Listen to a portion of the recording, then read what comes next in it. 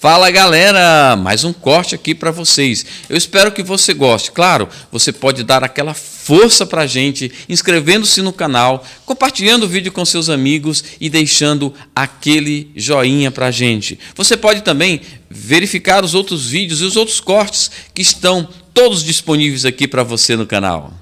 O Malafaia era um garoto.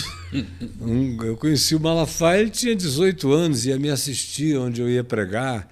No centro do Rio, ele estava sempre por lá, sempre nas primeiras fileiras, um menino. E não se criava, não. Ele era um cara que tinha uma grande admiração por mim, mas desde o início tinha uma vocação para o que era errado. Ele sempre foi acostumado com aquela política adoecida das Assembleias de Deus, que são mais políticas do que o Congresso Nacional, fazem política há muitos anos e política do pior tipo. Briga feia, saem no tapa. O presidente da Assembleia, eu não sei se o presidente das Assembleias ainda é Deus, o José Wellington, quase 30 anos da Convenção Geral.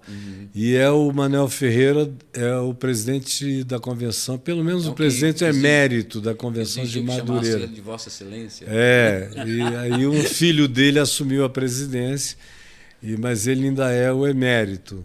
E nos outros postos, a única pessoa que não era nada, era auxiliar do sogro dele, era o Silas. E aí, depois que o sogro morreu, ele rompeu com a Assembleia de Deus e criou essa Assembleia de Deus Vitória em Cristo, a ADVEC, e botou essas unhas para fora, que eu já conhecia há algum tempo, não é? Porque ele ia lá na minha sala durante os anos 90, desde o início. Caio, nasce um cara como você de 200 em 200 anos, eu tenho o maior respeito por você, você é uma raridade mundial, não sei o que e tal, mas eu não posso deixar de receber o dinheiro que eu recebo do Macedo, que me paga $40 mil por mês. Isso eu estou falando de 1990. $40 mil por mês para ficar de plantão, para falar mal de você.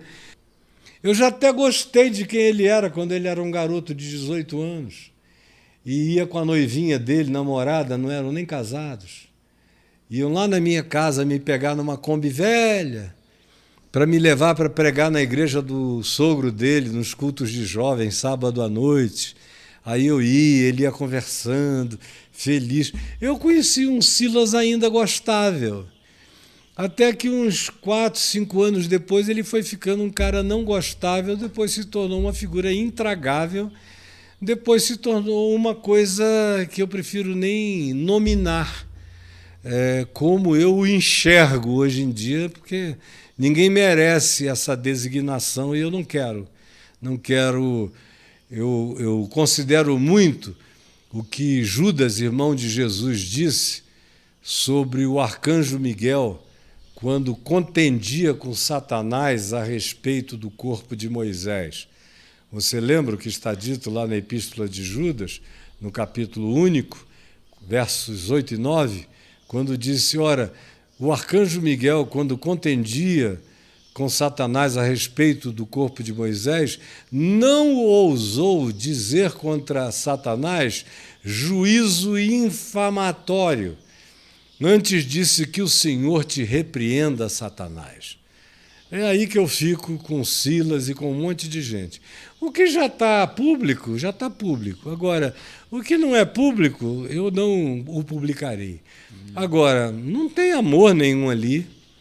E por que eu digo que eu não gosto dele, mas o amo? Eu não gosto dele porque eu não gosto de mentirosos, não gosto de oportunistas, não gosto de gente que se vende como ele se vendeu durante anos.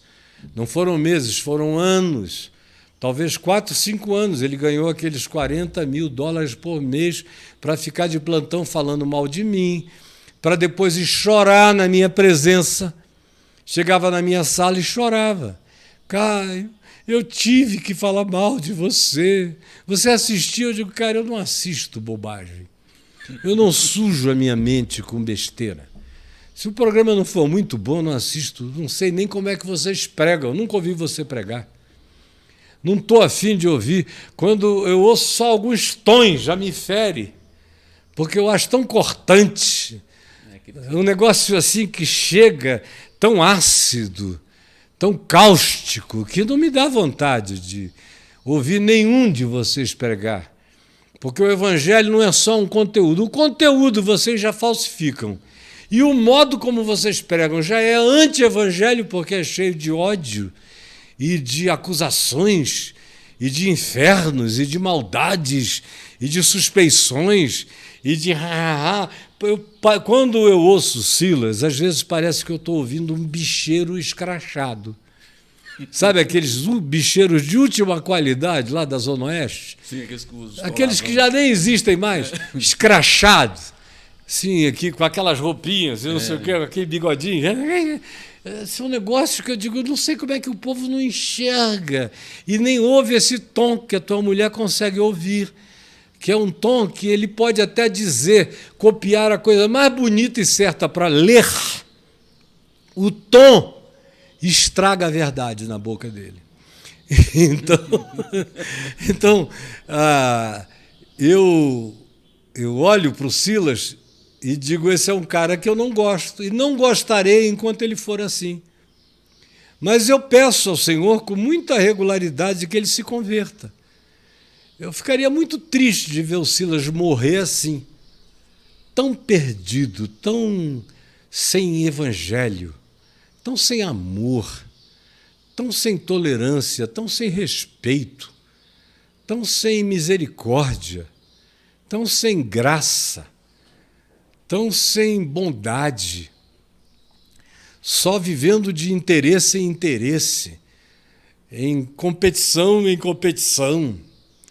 querendo sempre lugar, nome, posição, oportunismos diversos e variados, negocia a alma, vende e recebe o pagamento e se orgulha de ter recebido.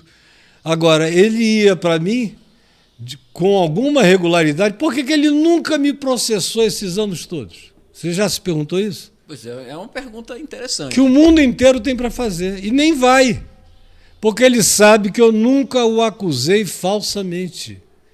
Para cada coisa que eu digo, eu tenho um batalhão de outras para corroborarem, com fisicalidades palpáveis e inegáveis.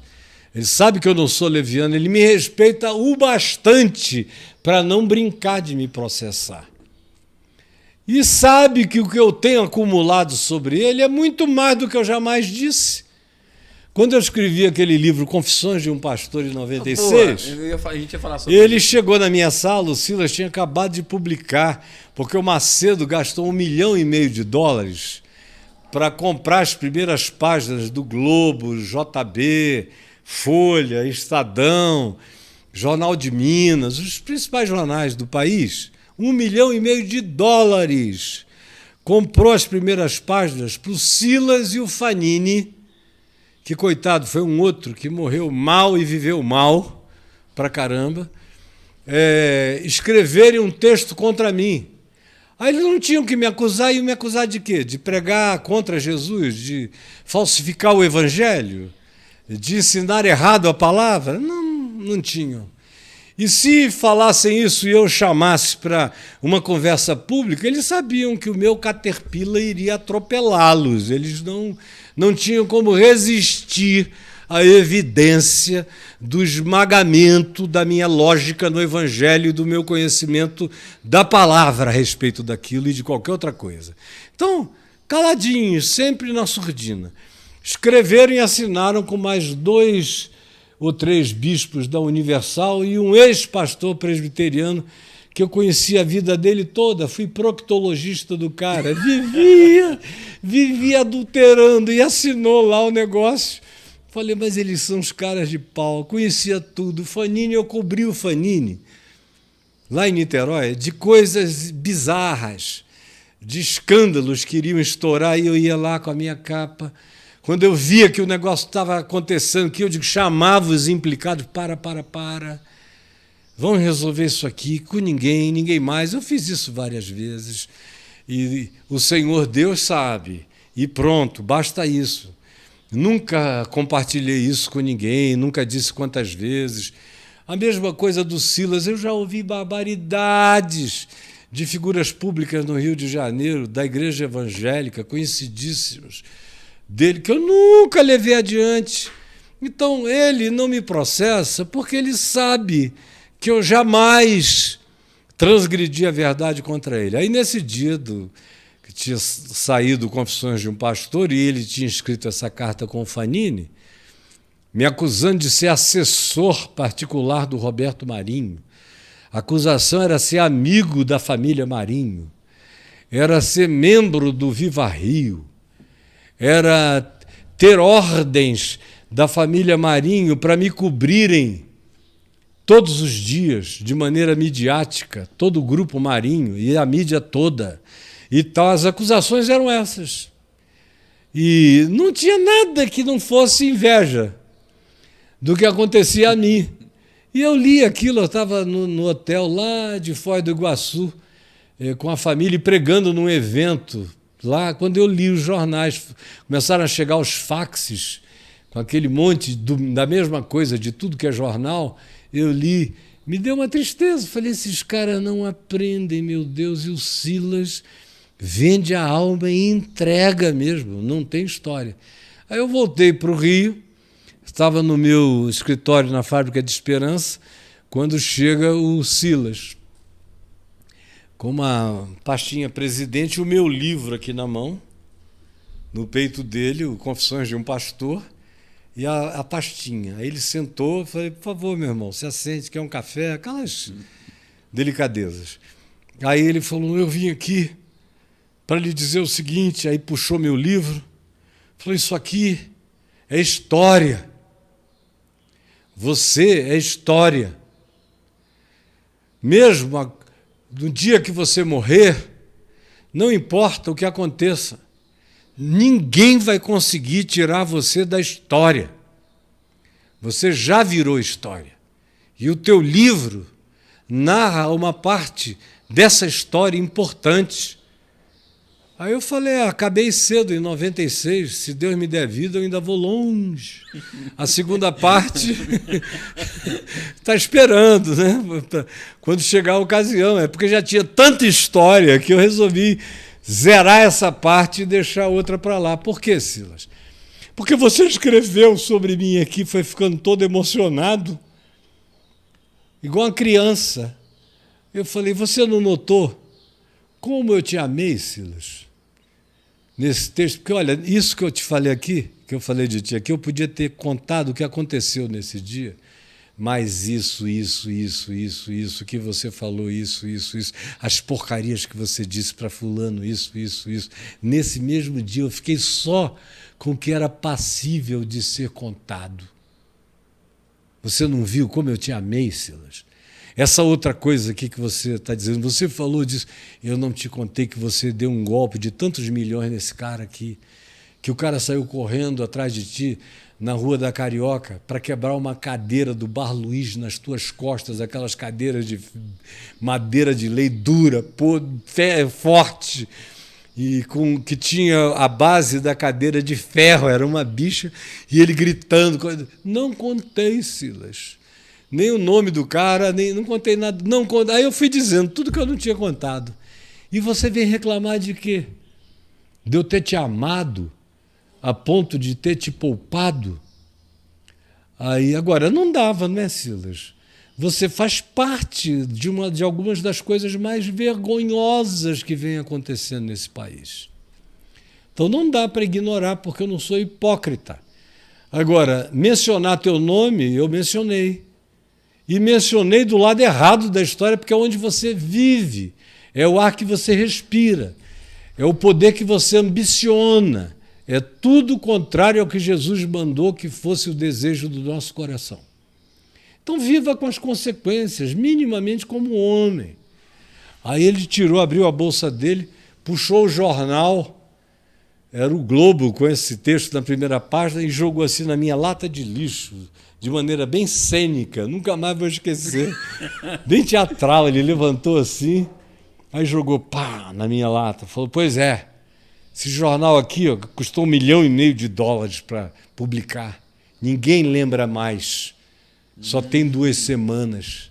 Mas o teu livro vai ser lido de geração em geração. Vai ser lido pelos meus filhos, pelos meus netos. Não sei o que. Eu falei, mas olha, e aí, qual é o problema? Ele falou que está escrito. Eu falei, mas você ainda está vivo. Isso aqui não é um texto póstumo. Você está vivo. Muda de vida. Converta-se ao Evangelho. Abrace a causa de Jesus, as pautas do Evangelho. E eu terei toda a alegria e honra do mundo de dizer a nova pessoa que você se tornou.